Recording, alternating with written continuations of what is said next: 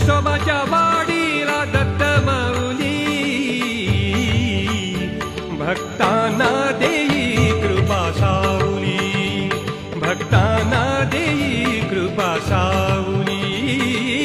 Narsoba